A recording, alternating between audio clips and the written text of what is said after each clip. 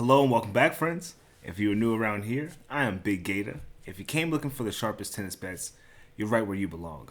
Right now, we are covering ATP Almaty, Brussels, and Stockholm. So get in the comments. Let me see what you're playing for the rest of, what is this, round 2 now? So keep your eyes peeled for my pinned comment as well if you'd like to see what I'm playing. And if you like the breakdowns of the matches, please give this video a like. It goes a super long way. I appreciate those who do. And if you like to get my picks as soon as I upload,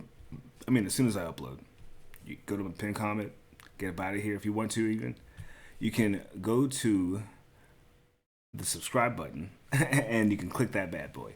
And if you would like to, just donate for feeling generous for any of the wins you do get from the channel, there's a link in the pinned comment as well.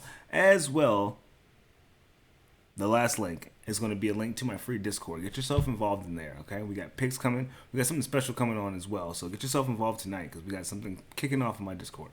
That being said, what we looking like for today?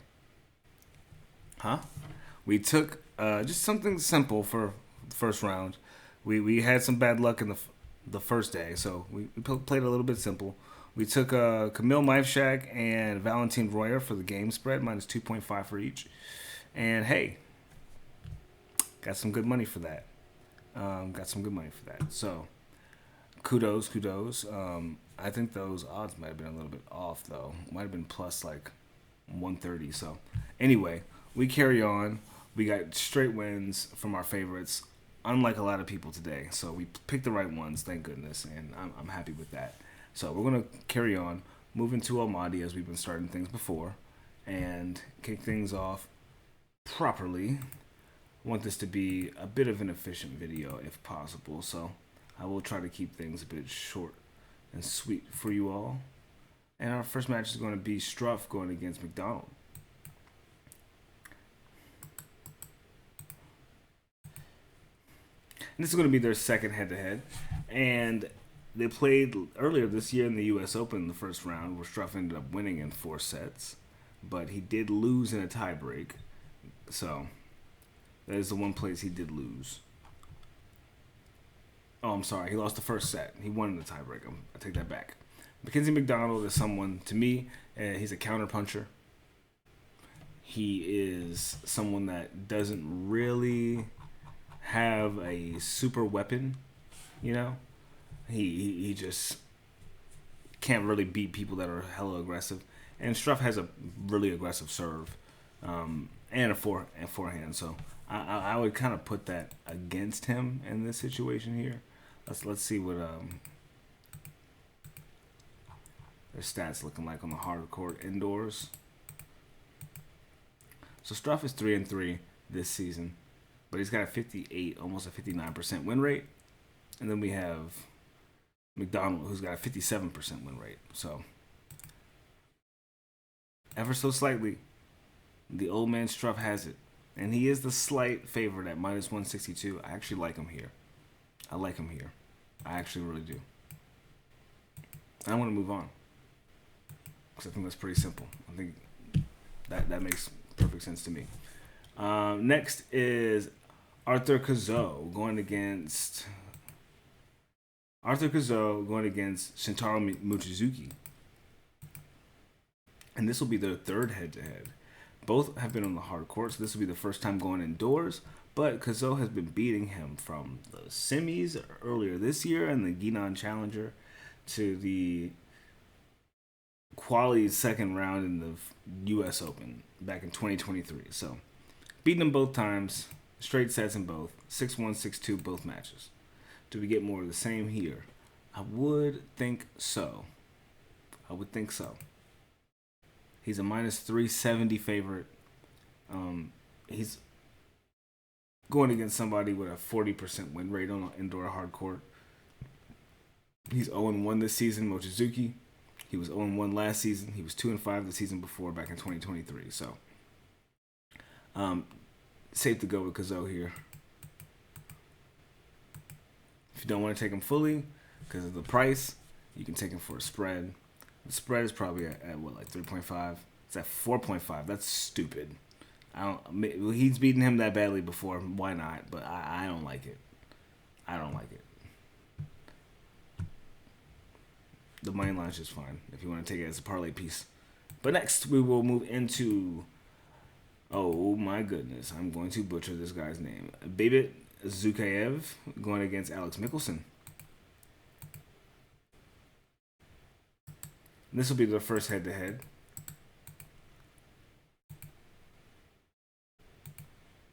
But we know Michelsen struggled a bit on the indoor hard courts earlier this year, but he does play well on them.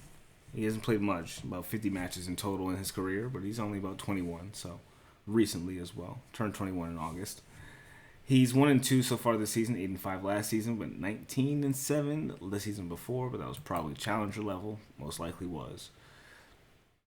Got about a 70% win rate, probably due to that challenger tour streak he was on. And then we have Zhukayev, who, mind you, we're in Almaty, and he is... That's home court advantage for him, okay? He is also from Kazakhstan.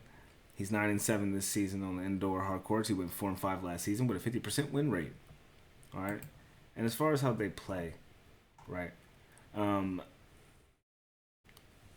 He's got a big serve. Good baseline hitting, but that's about it. Michelsen, we know he's got a pretty good all-around game.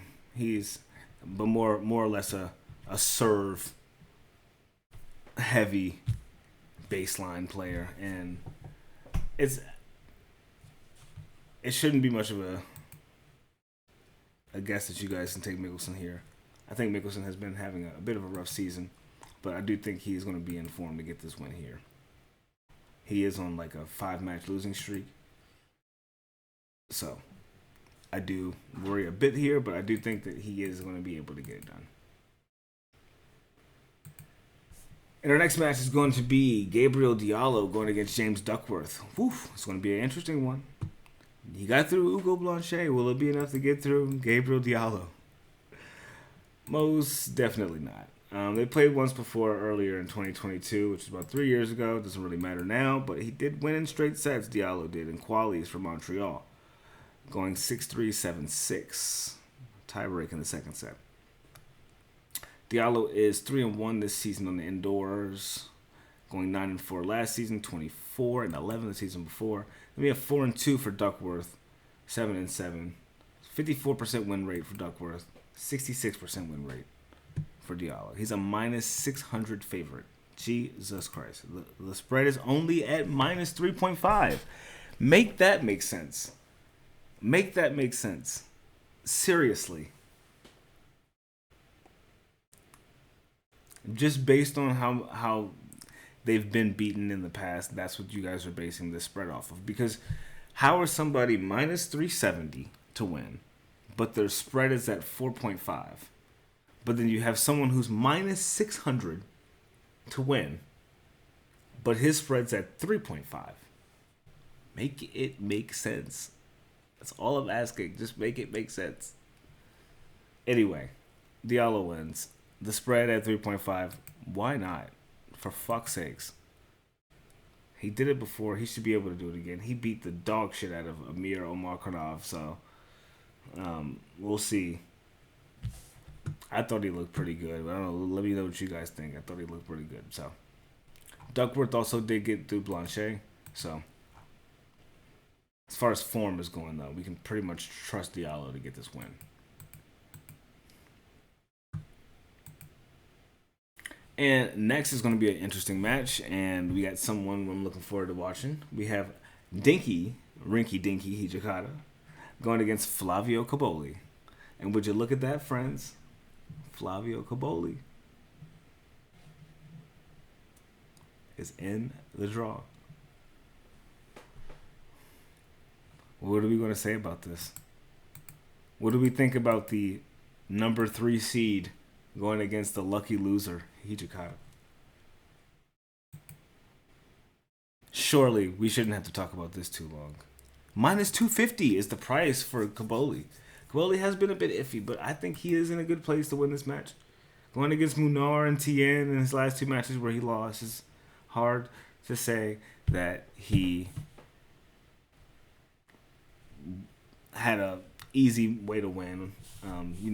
Those two people are scrappy, and one's left-handed. Then you go against Fonseca, tough, Laver Cup, so no one really give a fuck, right? And then we have, you beat Rublev, Brooksby, and Pissarro recently. So I would take that as impressive.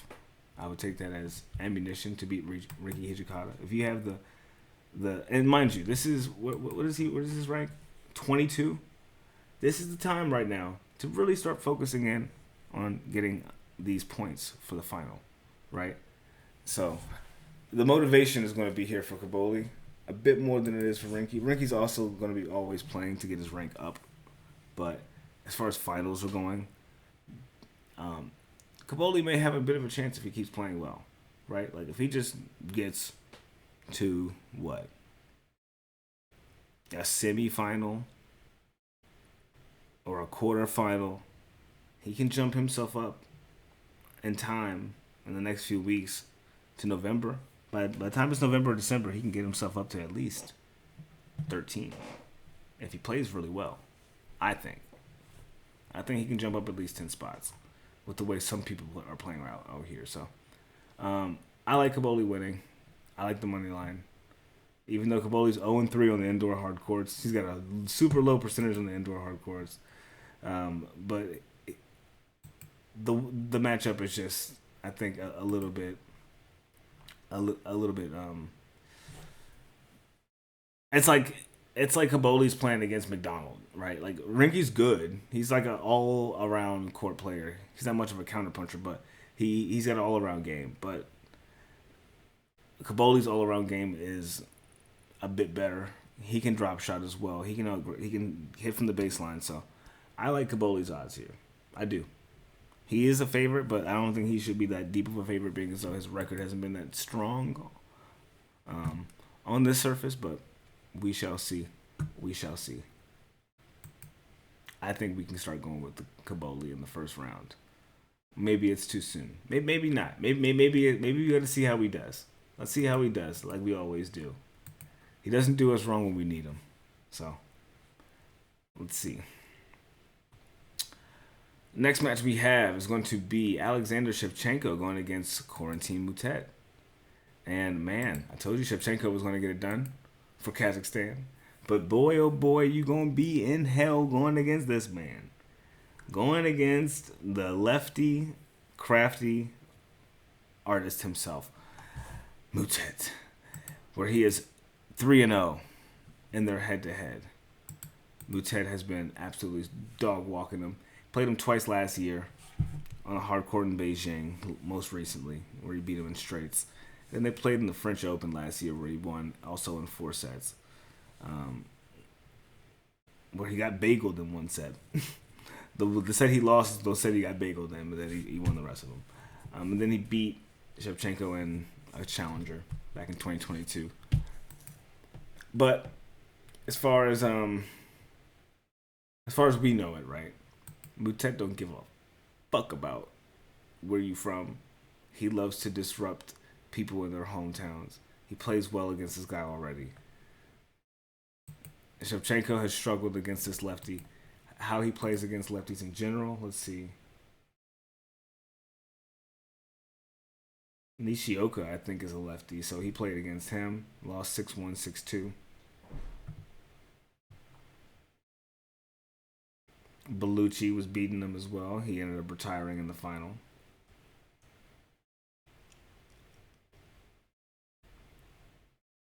Yeah, I like these odds for Moutet. Minus 198.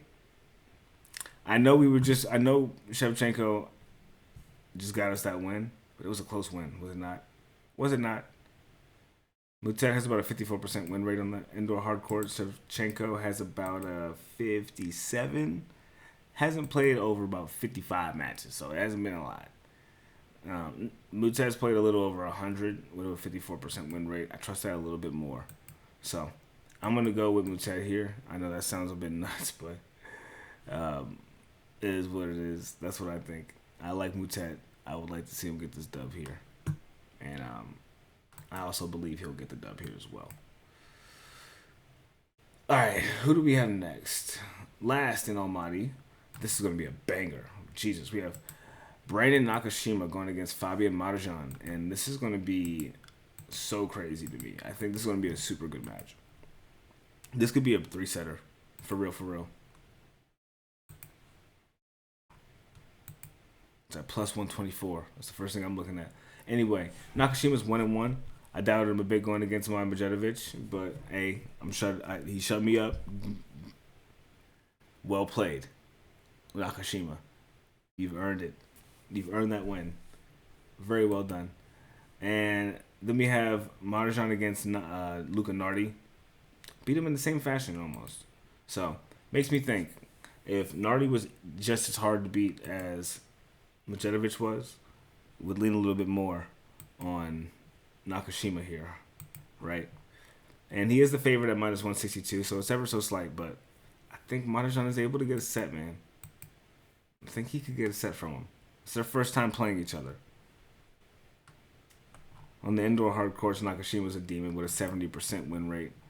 Marozsan is got a 51% win rate, but he's 3-3 so far this season. He went 2-6 last season.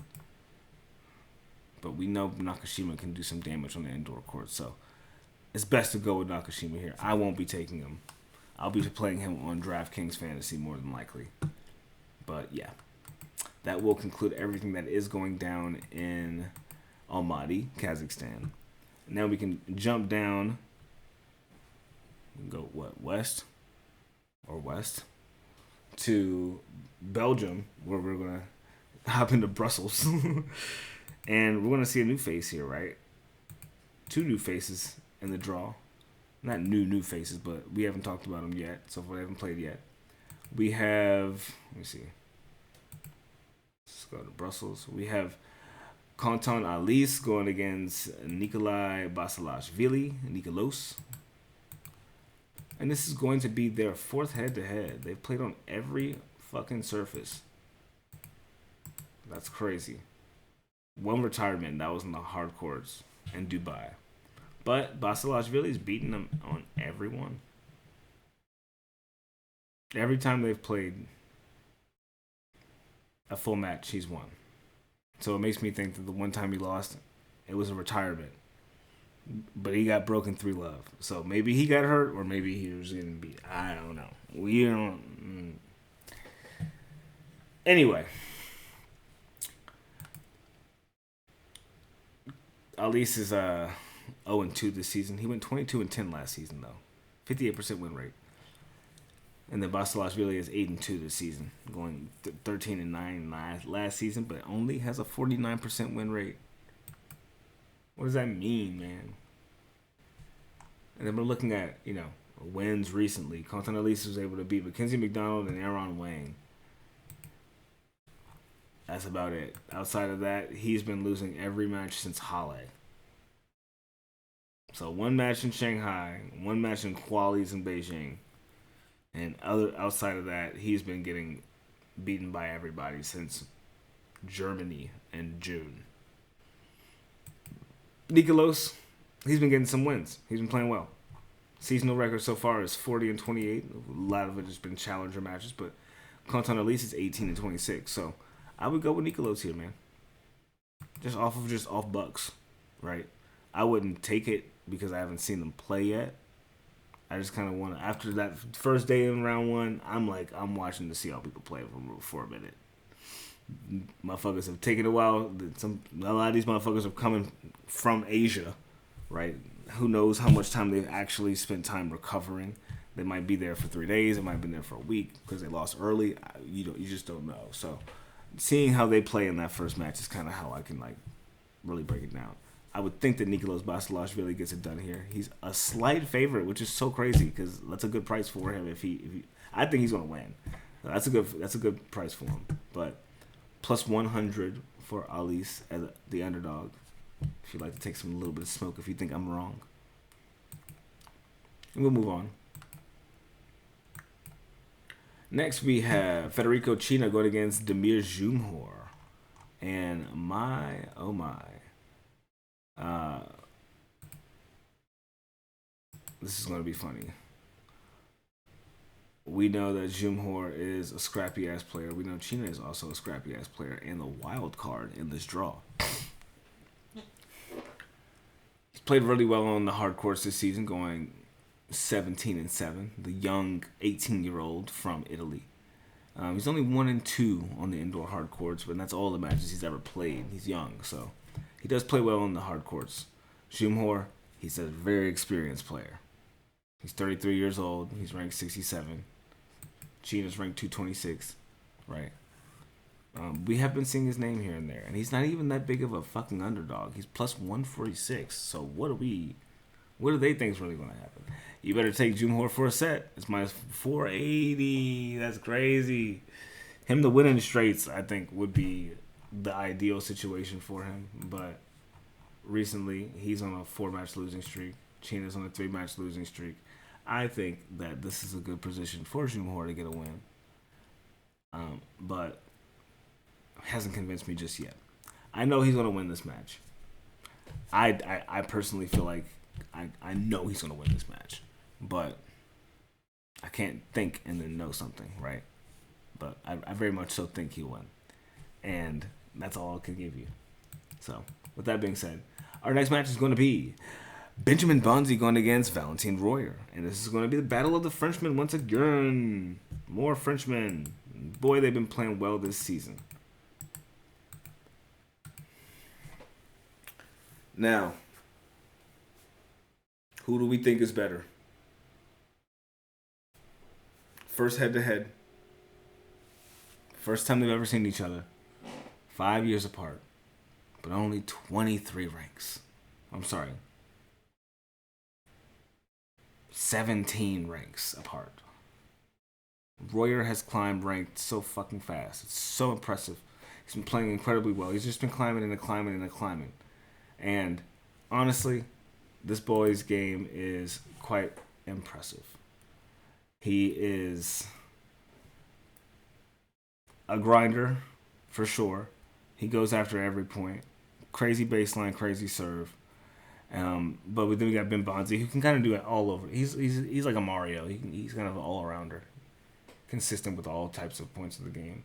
He doesn't have the best return game, which has been improving recently, being as though we saw him beat Opelka. So, going against Royer, I feel like that might be the one place where he has him, but the rest of Royer's game is a bit more complete than his and a bit more evolved.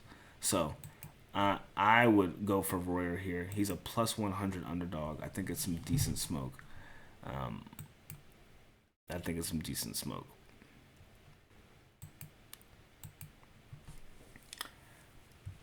He's 7-4 on the indoor courts this season. Ben Bonzi is 2-2, but last season he was a dog, going 24-6, winning Metz, winning the Brecht, almost winning the Brecht Challenger, losing in the final to Otto Vertinen, but getting a set, winning St. Bruce Challenger and the Rouen Challenger back to back. He plays well on the indoor hard courts last season, and I'm assuming he's going to continue more of this. I see why they have him as a favorite, but this is maybe the worst person to put him against. I think Valentin Royer, as an underdog, is a great spot to have him in for this match. That's just my personal opinion. I'm not always right. I'm not always wrong, though, either. So, I will leave it at that, and I will carry on. And our next match is going to be Yannick Hanfmann going against Matteo Arnaldi. And this is going to be, if I can find it, their first head-to-head. Hanfmann is so far 4-0 this season on the indoor hard courts. He won both of his Davis Cup matches, which happened to take place on indoor hard courts. But he's also qualified into this tournament, beating two people I don't know, Thibaut Coulson and Calvin Hemery. Don't know. Probably some Belgian folks. But so far, he's got about a 56% win rate. Went about 2-3 last season. Didn't play a bunch on the indoor hard courts.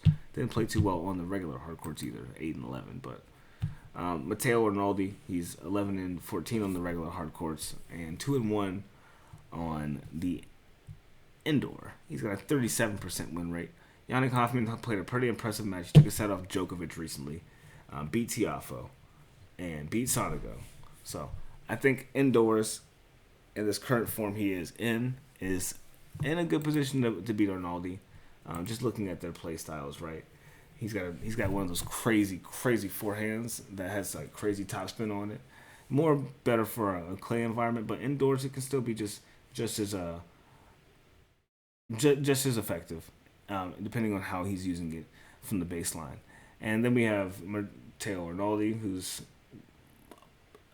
a baseliner as well, but he's pretty good all over the court. So you kind of can depend on him to move around really well. He's great athleticism, but other than that, we'll see who gets turned to what. I think Yannick Hanfmann turns him into Brussels sprouts, but that's just me. That's just me. The next match we have is Rafa Collignon going against Francisco Comesana. And boy, oh boy, what a surprising outcome in the draw. No Zizou, no Goffin. You see? This is why these people belong and reside on my iffy list. But Francisco Comesana, I like that, brother. I watched the Collignon match. I watched some of it with Bergs. He played fucking well. Comesana, they played the same match. They both struggled as underdogs, and they got the same exact result in winning, more or less. 6-4, 7-6, 7-6, 6-4 for both Collignon and Comesana. Now, recently, we've been seeing a lot more activity on the indoor hard courts from Collignon. He's about 17-5 right now, so alert. Someone might be on fire right now, and it might be Collignon. He's minus 250 to beat Comesana, but we've seen Comesana beat better odds. That's my only thing here. He's 1-1 so far this season. This will be his fourth match on an indoor hard court. His win against Goffin was his very first win on an indoor hard court. Hasn't had a terrible season though, but most of it is on the clay, as we know. So going against Collignon, it might be someone who is in form on this surface. May be the go here. I love Comesana, but I don't know if this is the way it's going to crumble for him. And then we also have, let me see.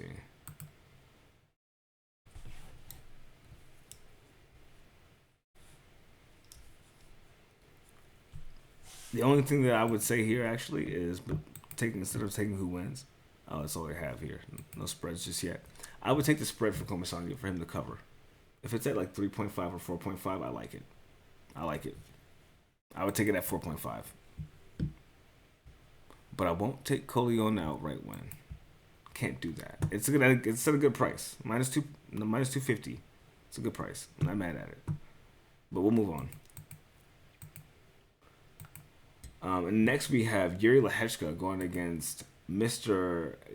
Giles Arnold Bailey. Giles. I don't know. I'm terrible with names. Forgive me. Been getting better with him, though. Anyway, we have Yuri Lehecka and Mr. Bailey in their first head-to-head. The Belgian will be facing off against the 2-1 Lehecka on the indoor hard courts, going against his 3-0 so far this season, which will be his 3 wins in this tournament from qualies to now. 40% win rate, though. Lehecka, 56. Now, we know Lehecka is a dog. Top 17. He's minus 950 to win. The spread is at minus 4.5.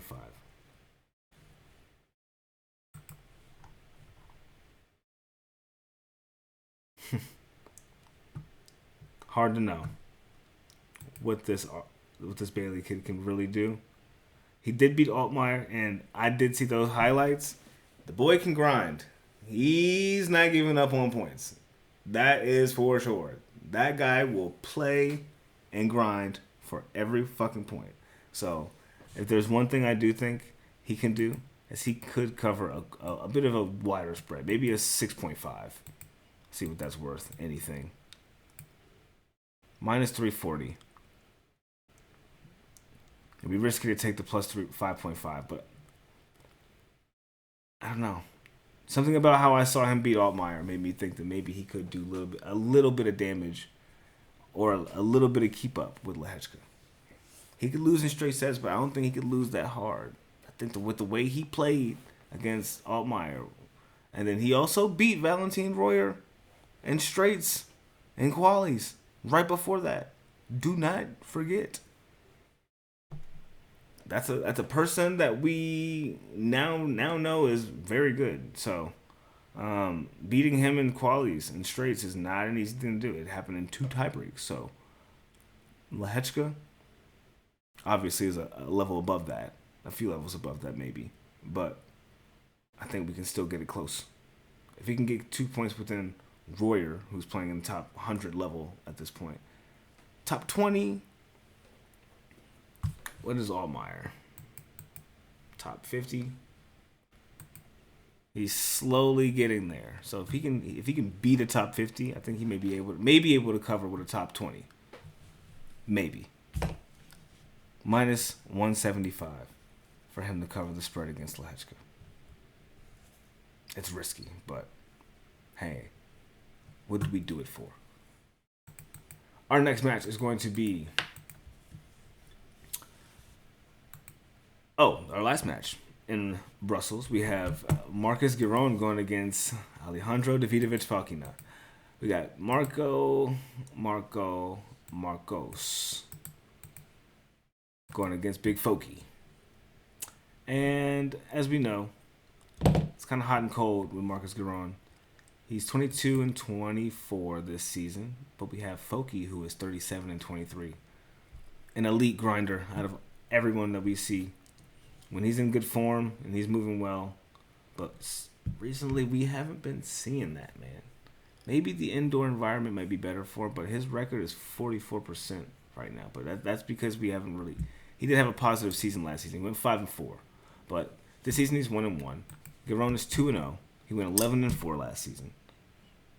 He is leading by 15% in win rate. Giron is.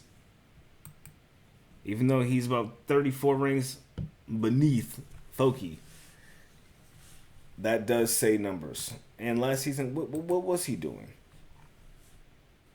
He made it to the second round in Paris. Was at the Masters as well. Indoor hard court Masters. And then we had him make it to the semis in Antwerp, the final in Dallas. Plays well indoors. Always has. When the conditions don't have to affect him, he seemingly plays well. So let's see what the odds are here. Foky is a slight favorite at minus 160. I'll be playing him on DraftKings maybe. Giron. I don't know if I feel confident thinking that he can fully win this match. I honestly think Foky's going to beat him. So I'll probably be playing Foky. My money's more on Foky than it would be on Marcus Giron. But Marcus Giron always, when you don't catch him at the right time, he will fuck you up, and he has fucked me up before. So I might honestly stay away from the match just because Marcus Giron is involved. I know that, or I take that back. I'll play Foky on DraftKings. That way, I don't have to worry about my slip being fucked over fully by Marcus Giron. And next, we can move right along into Stockholm.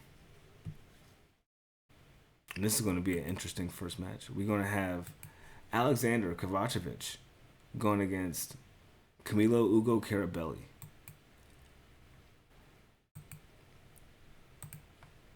And funny enough, they got your boy Kovacevic at a crazy favorite, minus 300.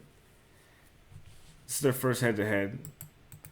I mean, they think this only because he plays well on the indoor hard courts. He's played, what, a bunch of challengers early this year? Or he got to the final in Montpellier. So he does play well, but that was so long ago. That was the beginning of the year. That was 9 months ago. He has not been playing that well recently. He hasn't been. He just hasn't been.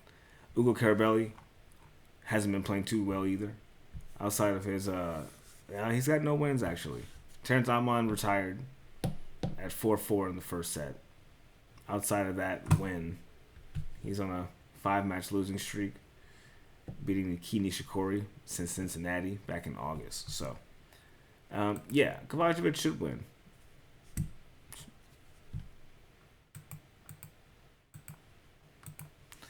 And our next match is going to be Arthur Fery going against Lorenzo Sonego. Whoa. What do we think about this one?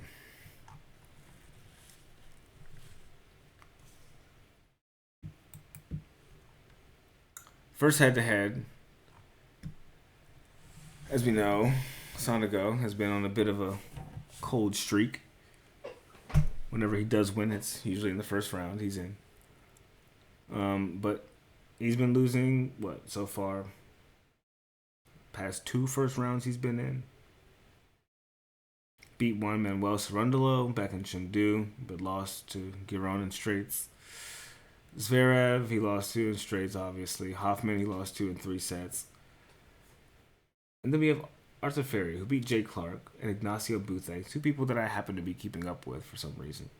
And I couldn't believe he beat them both. So that was quite surprising. Makes me think that he can get a set off Sonego. It does. From what I know about those players, the little bit that I follow from them, it makes me think that he could put a little bit of surprise on Mr. Sonego, who has not been playing all the best.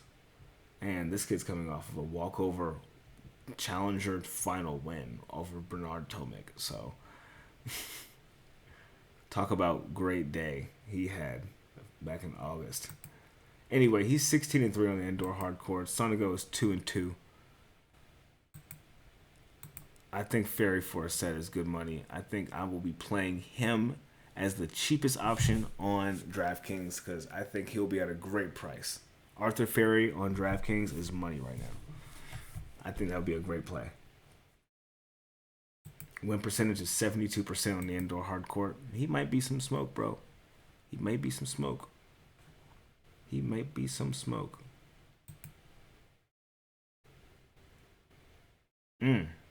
Thinking about it. I'm thinking about it, bro. I'm thinking about it. We'll see. We'll move on, though.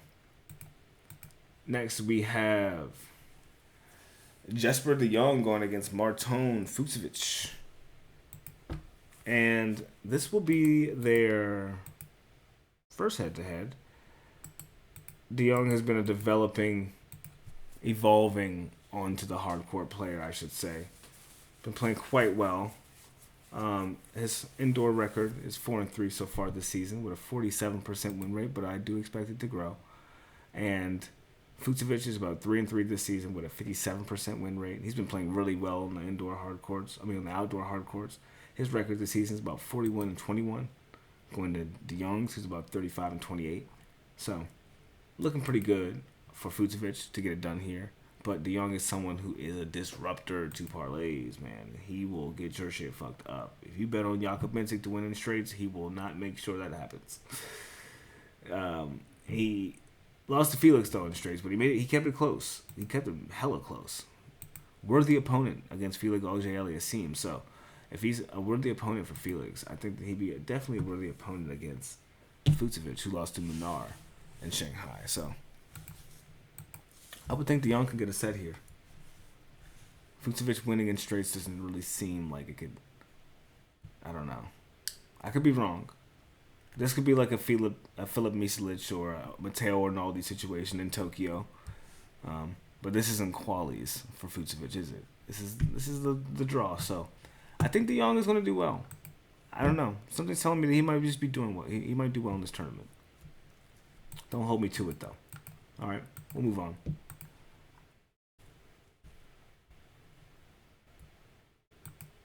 Our next match is going to be Sebastian Korda going against Kamil Mifshak. Whoa. Whoa. Anyone else excited for this one? This is going to be crazy. Korda versus Mifshak. Wow. This is going to be their second head-to-head. We saw what happened in Winston-Salem. Korda ended up getting the dub. Somehow, some way. But I think it was because of exhaustion. I think it was. For some reason, he keeps running into Mislic and players of that caliber. But Mifshak, I like to see him get this win here. Korda did have a pretty convincing win against Alexei Popyrin, but Popyrin is someone that we know. He's good. He's good for a set, but how good he is for a match all the time is a little bit iffy. Always good for a set, though, most of the time. More than likely, he's good for a set, I'll say. But anyway, I think Sebastian Korda, he sells you a dream, man. That's where I'm at with Korda, man. I think he sells you a dream. And then when you buy into it, you lose it all. When I buy into the dream of Mifshak, I'm never disappointed, bro. He's plus 140. He's plus 140. Him to get a set is minus 215. That's a parlay piece I'm willing to take, bro. I think that's where it's at right now. And plus, Korda gave up a set to Popyrin. If you can give up a set to Popyrin, you can give up a set to Mifshak, for sure. Come on now. With the way this guy's been playing, let's talk about it. And plus, last time they played in that 3-setter, Mifshak got a set. So, 1-1 so far this season for Korda. He went 2-2 last season, 4-3 the season before. So not very many games, but he got a 61% win rate. And then we have Mifshak, who's 3-2, went 3-5 last season, but a 54% win rate. That's about 7%. I still lean a little bit on Mifshak. They're about 15 ranks apart as of now, but Korda is determined to climb up higher in these ranks. But I think Mifshak is too. So I like Mifshak for a set. If you think it's going to go to 3 sets, take that. I'm not mad at it. But yeah, those are my 2 cents on that. Only got about 2 more matches left, and the next match is going to be Marin Cilic going against Casper Ruud. And Casper Ruud is definitely going to be getting rid of him. You know, I don't speak too strongly about Casper Ruud's abilities often, but I do think that he's going to be able to beat him here. And if he doesn't, then like this is what I be talking about. This is exactly what I mean. If he loses this match, go back to this video and be like, where did he get it? Okay, coming to this point right here. See what I mean?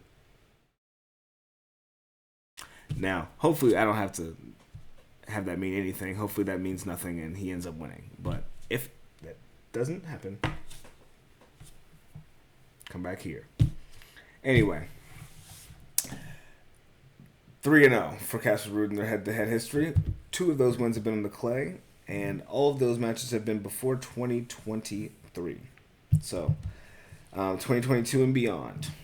It's been some time since they played each other. Cilic has a good serve. He did beat like a ranked, 136 player right now. So, and just barely. Casper Ruud did retire to Bergs back in Shanghai, but did get to the semifinals in Tokyo, where he lost to Alcaraz, but took a set off of him, his golfing buddy. Now, on the indoor hard courts, Cilic plays rather well. He's got a 65% win rate, almost 66. Casper Ruud's at a 60%, going 7-1 this season. Cilic is 1-0 with his first match being in Stockholm. Last season he went 1-4. Casper Ruud went 5-8. 7-1 this season for Casper Ruud, though. It's quite good. He's beaten some interesting people. Most recently, Riley Opelka.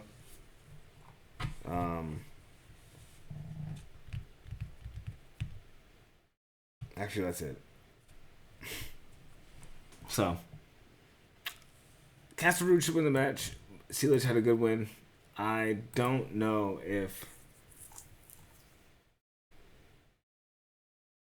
that's going to be enough for him. I mean, if you can go through a massive server like Opelka, then going through a age 37 big server shouldn't be much of a difference for you. You got a bit more movement on him, so I would put it on Casper Ruud to get the dub here. I really would hope he can get this win. He's minus 200. It's not that much. It's a good price for him.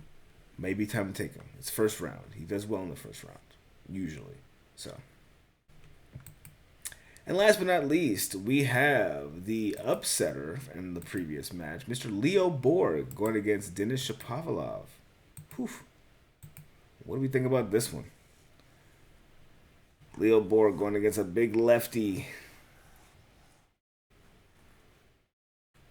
It's over for this guy. He beat Offner in straights. That was impressive. He's not going to be able to beat Shapovalov. Minus 300 to win in straights. Now, one thing about Shapovalov is you think he's going to go do some crazy shit, and then he don't sometimes. This season, he's been doing that. He's going to give you some shit, and then you're like, okay, what was that? It's like, oh, we thought you were going to get smoked by Yannick Sinner. You took a set off of him when no one else really did. Okay. You know, like shit like that. But you lost to Altmaier in the next match you played. Okay. Anyway, Leo Borg.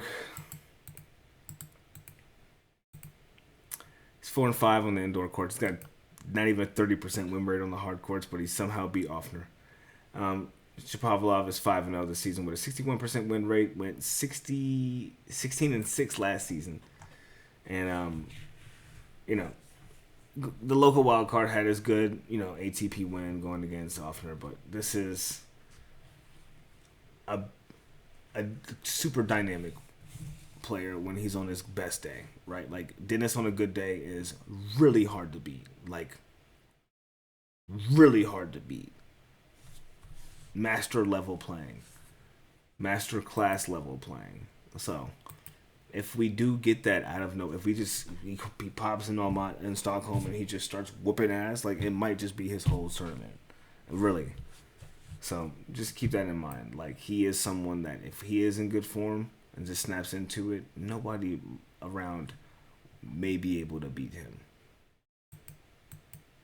And with Sinner being out, Alcaraz being out for a bit, someone like him is a threat to everybody else. When he's on his best form, he's hard to beat. So that wraps up everything we have for these matches coming up for tomorrow. Please get into the comments and get involved and let me know what you guys are playing.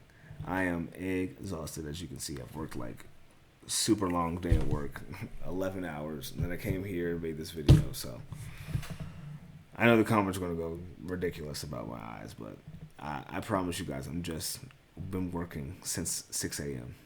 I'll catch you guys in the next one and get some sleep. Good luck on the bets, and I love you all. Be well.